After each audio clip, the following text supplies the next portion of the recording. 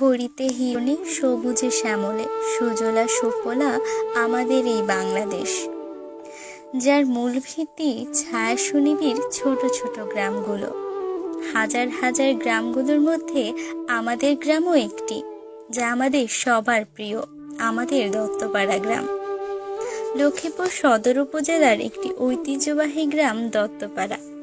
বিভিন্ন প্রাচীন ও ঐতিহ্যতম school, college, মাদ্রাসা, মসজিদ, মন্দির নিয়ে সগর্বে আজও সুনামের সহিত অত্র গ্রামটি হাঁটি হাঁটি পা পা করে বর্তমান যুগের সাথে তাল মিলিয়ে যাচ্ছে। আমাদের সবার মনের অন্তঃস্থলে এই গ্রামকে ঘিরে কতই না স্মৃতি জড়িয়ে আছে।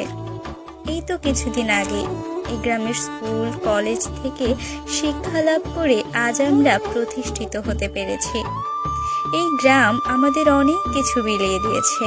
এই গ্রামকে ঘিরে শত শত আবেগ, অনুভূতি আর ভালোবাসা জড়িয়ে আছে আমাদের সবার মনে।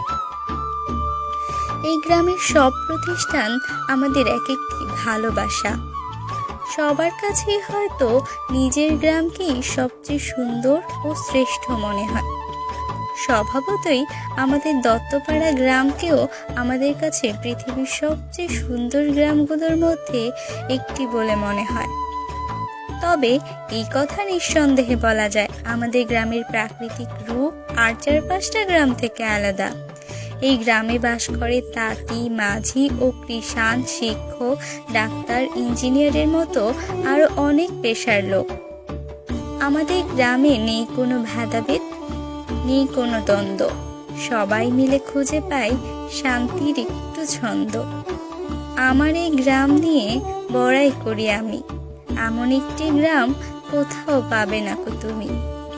আমাদের গ্রামখানি ছবির মতন, মাটির তলায় এর ছড়ানো রতন।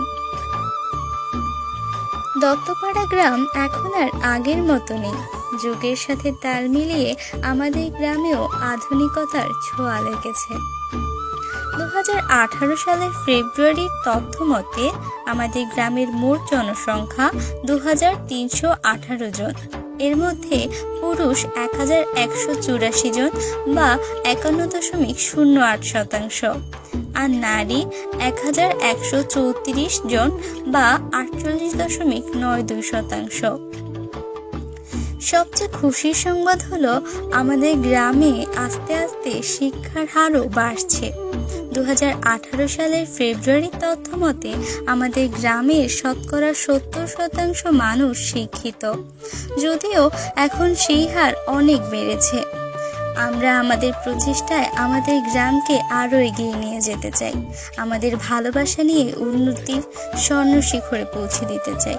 পরিশেষে এটাই বলবো, আমাদের গ্রাম আমার ভালোবাসা।